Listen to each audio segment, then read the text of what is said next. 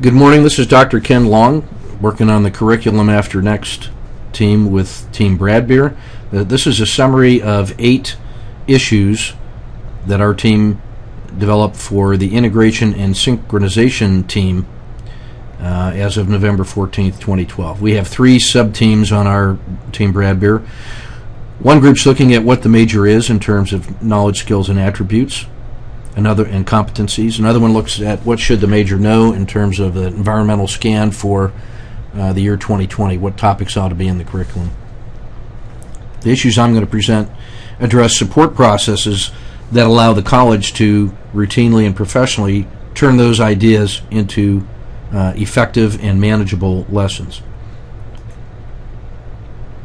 I'm going to summarize 8 actionable issues. We're going to look at AOC and elective schedule design, tactical time management, time allocation model, a teaching team model review, top-down review of the assessment program, better integration on college departments and teams, professional versus graduate school integration, and then adding routine strategic visioning to AIS. Pardon me. I'm going to start with the last one first, simply because it provides some context for the other processes. So I'll begin with strategic visioning and its relationship to AIS. Approximately 2002, we had 720 contact hours between AOC and the core. Over the next series of years, that number dropped from 720 to about 610 in year 2011, driven by a need for better balance in the lives of our officers, reflecting the op-tempo that the field force was in. In 2012, we added hours back in, so we're at about 680 contact hours, more or less. During the course of that time, in addition to the time reductions, we were adding at least the following broad topics that were directed by general officers who viewed these as urgent field requirements, and which reveals the lack of strategic visioning in our AIS system, which didn't see these as teachable topics prior to being directed by general officers. Counterinsurgency, outreach to civilian communities, the use of blogs and wikis, battle command technologies, military ethics, strategic communications, media relations, civil military operations, resilience language, ARFOGEN, battle command, and whatever the next big thing is, directed by general officers, added to the curriculum quickly, always caught the college by surprise, and can be considered external drivers of change. The accountable instruction system is a routine process of bottoms-up review of curriculum that already exists, where we make decisions about what we're going to add, what we're going to keep, and what we're going to drop from the curriculum. That process has valued stability, proficiency, and excellence, believing that stability will lead to excellence, which is reflective of a Cold War mentality which says practice makes perfect. We know from student, faculty, and surveys that we get pretty good lessons the first time, and that AIS will rapidly improve things through time. And this is a bottoms-up process that begins with individual lessons where we decide to add. Because AIS is bottoms-up, it's always missing these large chunks of topics that are not taught but which ought to be added. So over the last decade, we've drawn down from 720 to 610, cutting hours, but also adding major pieces of curriculum. What were the bill pairs? Green time, yellow time, writing individual complete orders, force-on-force simulation iterations, terrain walks and rehearsals, sustainment rock drill, reduction in planning time, and the number of cycles, both for planning and for executing. All of those were acceptable risks because at the time the force was proficient on those, and we had a lot of time built into the curriculum to do that. I would call those the basics. And what you get is a force that needs to get back to basics now in the year 2012. And you have a curriculum that has individual good lessons but which are poorly integrated because of the emergency response to external drivers and time reductions. When you review the student and faculty surveys at each point along the curve that's done in AIS, what you will read is, we always get high marks on satisfaction per lesson. By high marks, I mean professionally satisfying, knowing that we have things to improve, but the individual lessons and blocks and themes get very good marks consistently. But in the open-ended text remarks, you'll always see complaints about integration, time management, and synchronization. In the Curriculum After Next project, what we're doing is a special project to do an environmental scan to look out to 2020 to see what the knowledge, skills, and attributes are needed for the curriculum so that we can get in front of this change, reducing the surprise, using anticipation so we can plan, rehearse, and pilot change before it's emergency directed. We're at an inflection point and that should be done.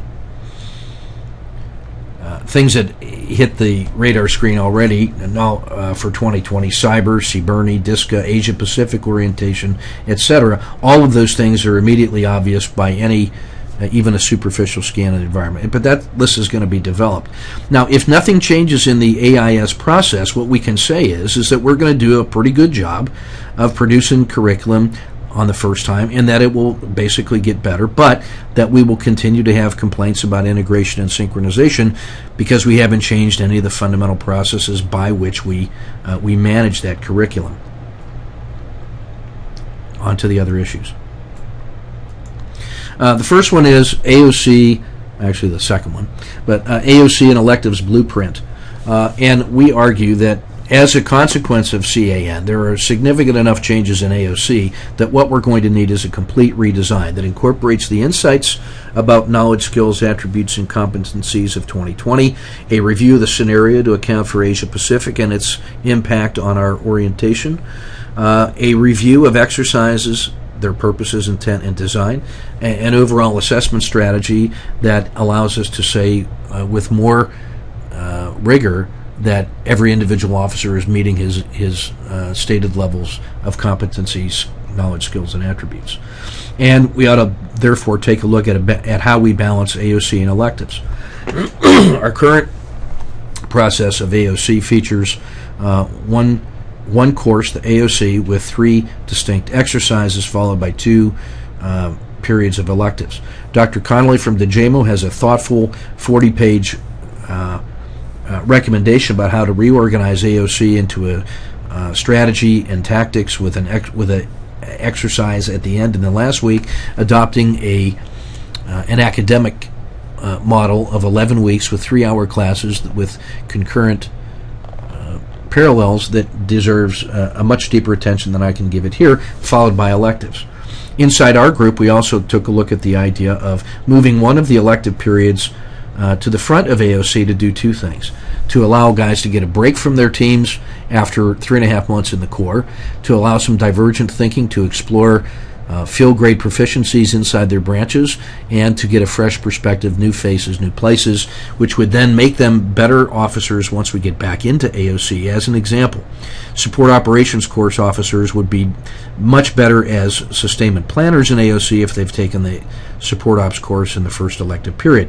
And now you could split up the elective periods. A second idea is splitting and growing the electives period by trimming AOC, adding a electives period immediately following to get all the same benefits I just described, while retaining flexibility in the elective period at the end. This is an area of such scope and magnitude that it deserves its own multidisciplinary team and should at least consider those 4 alternatives. The next problem we have is I describe as the Swiss watch problem, and that is how we turn those individually excellent lessons into manageable operational calendars. Consider the Swiss watch, a masterpiece of careful and precise engineering. You open it up, there's no wasted parts and no unused space. It's the least adaptive artifact known to man. It does what it does. It can produce reliable, predictable performance to standard because it is shock-proof, waterproof, dust-proof. It is OE-proof. You take a look at the equivalent of the Swiss watch we make, the Strawman, and it's an effort to apply careful, precise engineering, an effort to eliminate waste, and to eliminate unused space. But it must routinely adapt to OE changes. It is not OE-proof, and it reliably and predictably produces performance below standard. There is nobody that is satisfied with the level of continuity, planning, rehearsal time, and smooth operations with the way we conduct academic ops week over week. So the problem is our Swiss watch doesn't successfully integrate the high-quality lessons we produce.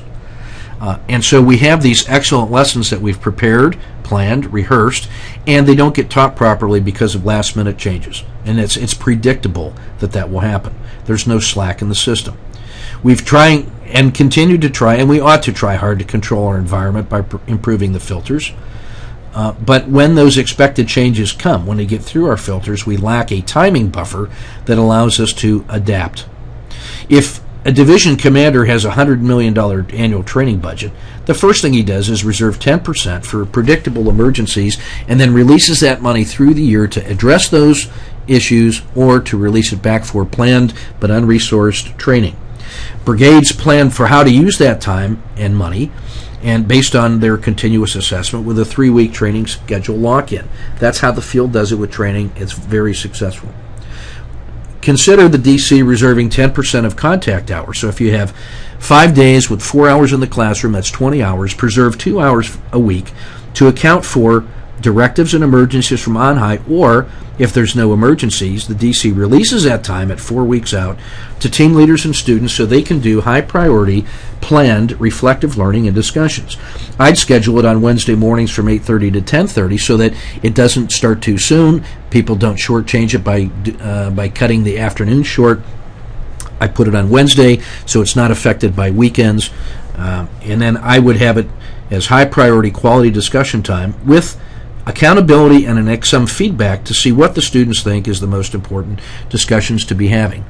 Over the course of the core, with 15 weeks, let's say, you would have 30 hours. Now, if you get a directive from Chief of Staff of the Army that says, I want a week of mission command, you can make that 5 4-hour contact days and pay for it out of your own reserved time budget, either as a week and shifting entire weeks to the right, or by picking 5 Wednesdays for high priority planned focused discussions with a week to think about it and provide follow-up feedback. You would have a high payoff, and then every single class that was already planned and rehearsed and executed would not have to change at the last minute and could be taught properly. That's what an operational reserve of time would do for you and allow a bit of adaptation to get into the straw man. Next, tactical time allocation model. Our current system is ad hoc, political process, and I say that in a value-neutral way. It promotes parochialism and defensive thinking inside the departments. We have disconnected educational outcomes and resource allocation decision-making. It's based on intuitions. There's no analysis of the results after the fact to see if we were able to execute based on the change of plan. And although it is a transparent process, we're not hiding our decision-making, it just has those kinds of features. We should have a system that allows us to be collaborative, that is connected to the outcomes, supported by analysis and evidence, and is integrated as a decision-making tool, and where the allocation of hours and the algorithm is supported by leadership. Here is simply a way. You can apply a test design technique that we learned in a 2-day workshop this term, and then assess TLOs as an example based on 3 factors. Criticality, scored on 1 to 4, literature size, the size of the domain, on a scale of 1 to 4, and then difficulty on a scale of 0.5, 1 to 1.5. You rate each of the TLOs professionally, collaborative, transparently. You multiply those factors, you get a factor sum. You sum those factors and say it comes out to 105. If you're going to take and program 200 of the 300 hours of the core, you divide that by 105. The multiplier is 1.9. The relative sizing of time that should be allocated to those TLOs based on collaborative insight are approximately these numbers. You then season that to taste and add some qualitative judgment, but now you have a transparent leadership model. So now if you took TLO 16, and these numbers are made up, but just to demonstrate the point, if you took 26 hours allocated to TLO 16, the proponent or the proponent team for that TLO might identify the top 1 to N list of tasks and decide to what level of learning each of those subordinate elements should be taught, and make an estimate of how much time it takes to get to those outcomes as measured by something that will satisfy us, that says the officer has achieved competency at that level and that we can point to that as evidence.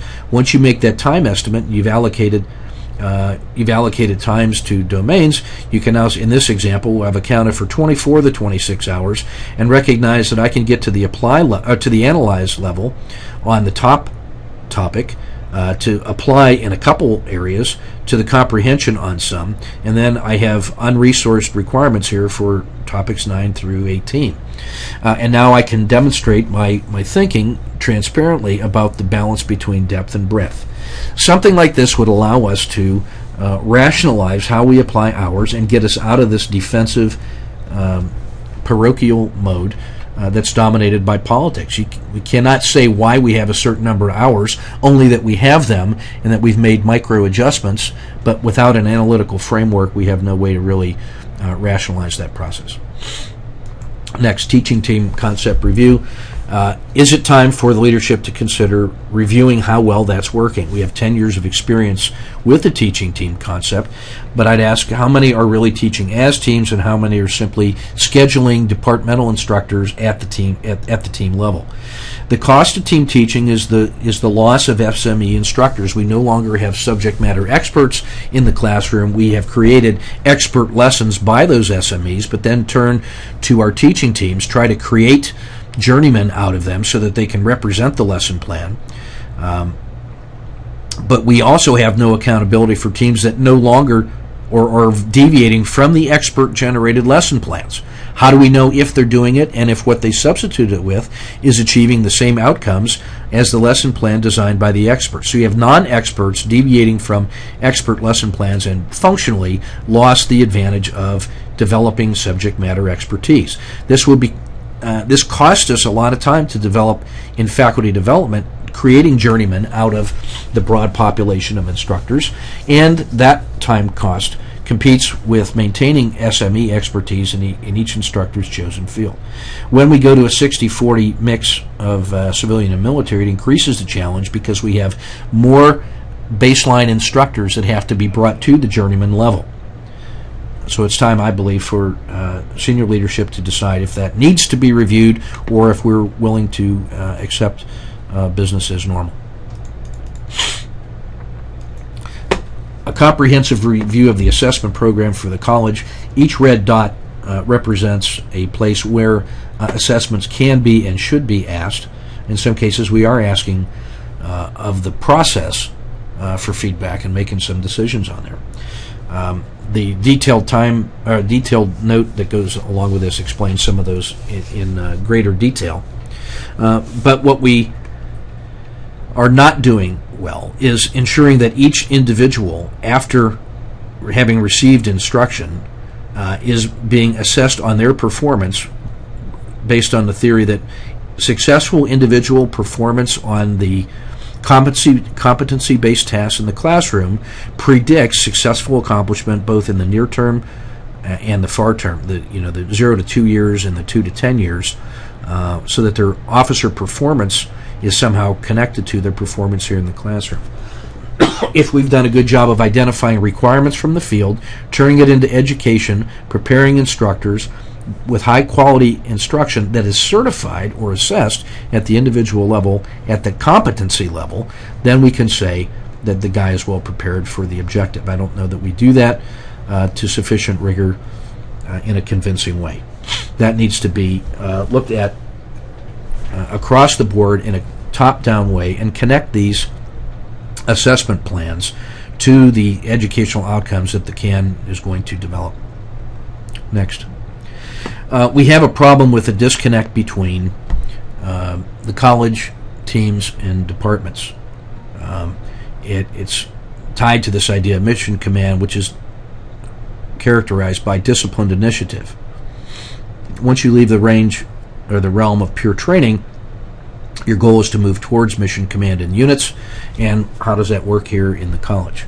Well, it comes back to our lesson plans. Are they op orders or are they brochures? When subject matter experts create lesson plans, are they to be executed, or is that just simply guidance and with discretion left to the teams to roll their own?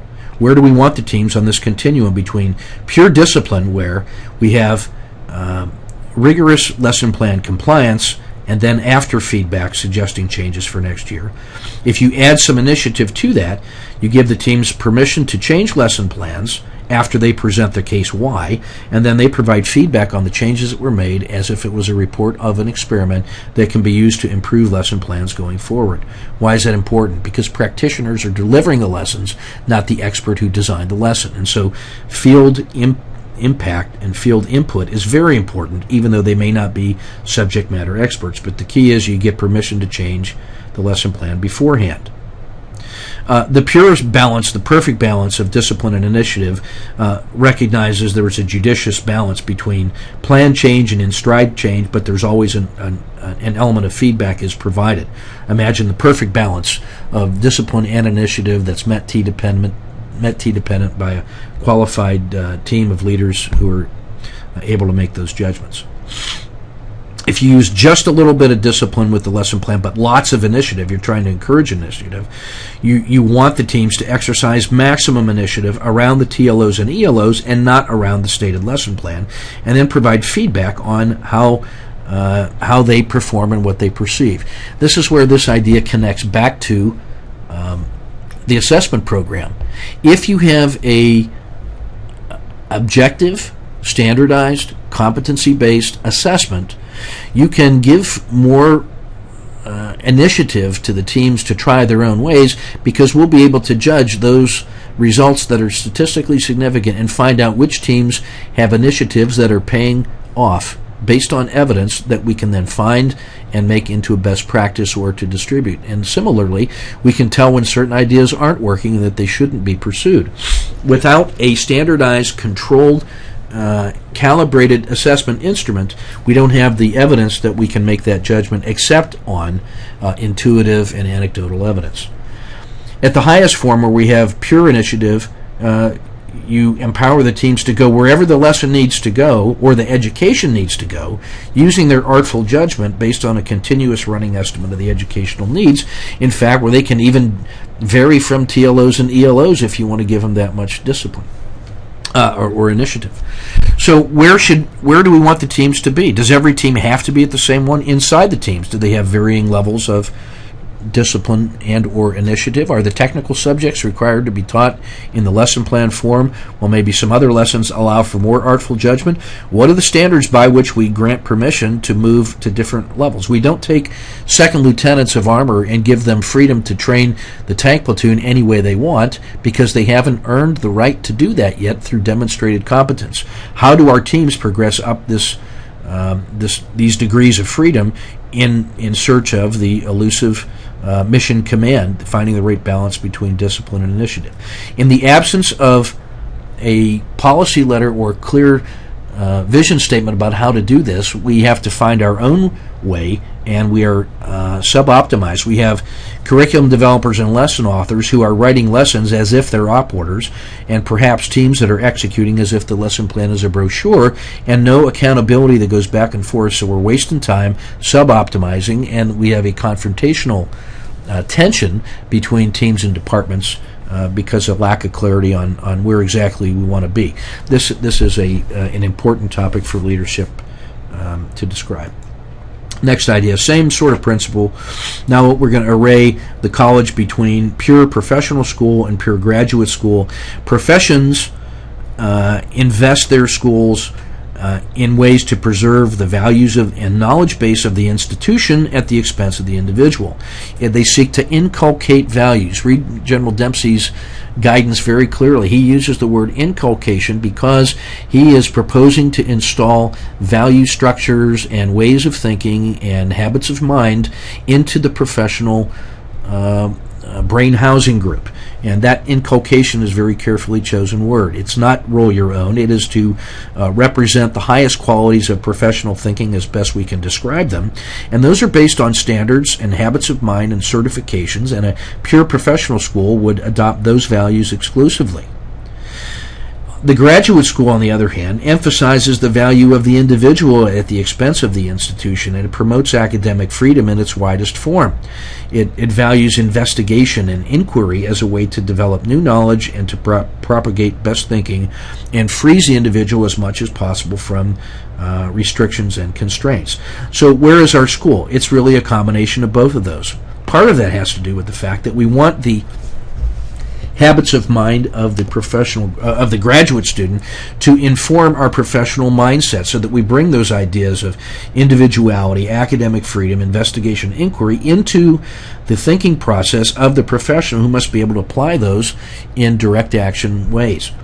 So we may now decide, where do we want the balance point between professionalism and graduate school to be? Do we want lots of professional and some graduate? Do we want some professional but emphasizing the graduate? On which side of this perfect balance point between professional and graduate school do we want to draw this, so that we can make decisions about how to proceed in tactical moments where decisions must be made at the lowest level? So that's a quick rundown of the 8 procedural topics, and an overview of our discussions and where we think each of these ought to go. Most of these take the form of recommending a working group to develop these ideas further and to look at real options and develop them for decision at the natural pace associated with each of these projects. Thanks for your time and attention.